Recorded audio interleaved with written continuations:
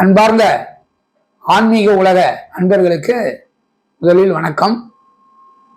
இந்த நேரத்தில் ஒரு அனுபவபூர்வமான ஒரு ஆக்கப்பூர்வமான ஒரு விஷயத்தை சொல்லிக் கொள்ளுகிறேன்.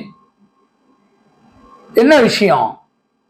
ஒரு சில அலுவலகம் தொடர்ந்து நடைபெற்று வந்து அப்புறம் அது நடைபெறாமல் மூடி வச்சிருவாங்க. அதே போல வீடும் புழக்கத்தில் இருந்து குடிபெயர்ந்து குடி அமர்ந்து நல்ல வாழ்க்கை வாழ்ந்துக்கினே இருப்பாங்க. திடீர்னு பார்த்தா மூடி வச்சிருவாங்க. ரொம்ப நாள் பூட்டி இருக்கும், ரொம்ப நாள் திறக்காமல் இருக்கும், ரொம்ப நாள் புழக்கத்தில் இல்லாமல் இருக்கும். இந்த மாதிரி ஒரு முடக்கத்தை ஏற்படுத்திய ஒரு இடத்த மறுபடியும் எப்படி அந்த முடக்கத்திலிருந்து விடுதலை ஆவது, அந்த முடக்கத்தை எப்படி சரி செய்வது?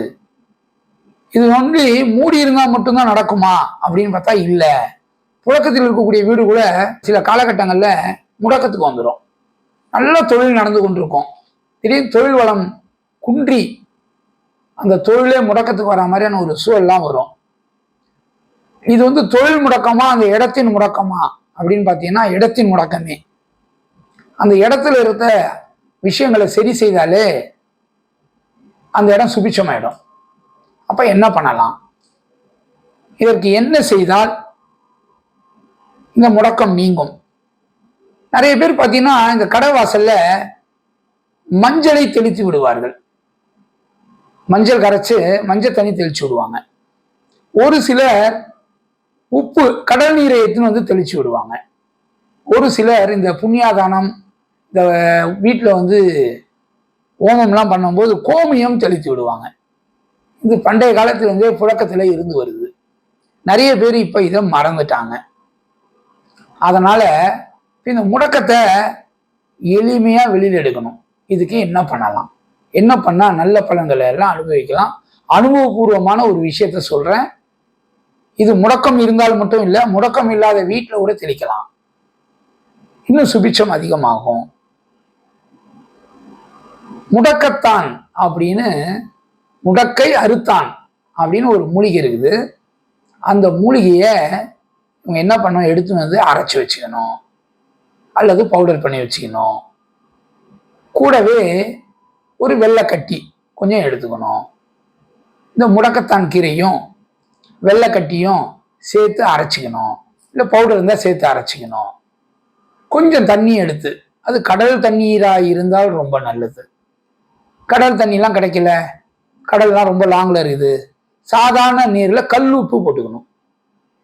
கூடவே இந்த முடக்கத்தான் இலையினுடைய அல்லது செடியினுடைய பவுடரையோ இல்லை அரைத்து வைத்திருக்கக்கூடிய மசித்து வைத்திருக்கக்கூடிய பாகங்களையோ சேர்த்து கொள்ளணும்.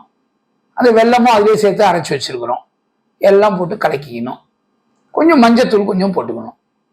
இதை எல்லாத்தையும் ஒன்றா கலக்கி ஒரு 1/2 hour வச்சிடணும்.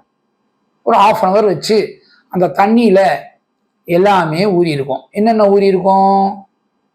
முடக்கத்தான் கீரை அல்லது முடக்கத்தான் பவுடர், கடல் நீர் அல்லது உப்பு, மஞ்சத்தூள் சேர்த்துக்கணும், கொஞ்சம் வெல்லமும் சேர்த்துக்கணும். இதெல்லாம் சேர்த்து நல்லா வெல்லம் கரையிற வரைக்கும், உப்பு கரையிற வரைக்கும் நல்லா குலுக்கி கரைச்சிட்டு இதை ஞாயிற்றுக்கிழமை தெளிச்சுன்னு வந்தாங்கன்னா அந்த இடம் மிக மிக சுபிட்சமாயிடும். ஏன் ஞாயிற்றுக்கிழமைன்னு சொல்றோன்றதுக்கு ஒரு கணக்கு வழக்கு உண்டு. ஞாயிற்றுக்கிழமை பிரகாசத்தை தரக்கூடிய நாள், சூரியன் பிரகாசத்தை தரக்கூடிய நாள். அந்த நாளில் நீங்க தெளிச்சுன்னு வந்தீங்கன்னா அந்த முடக்கமா இருக்கக்கூடிய வீடு முடக்கம் அறுபட்டு சுபிட்சமாவது உறுதி.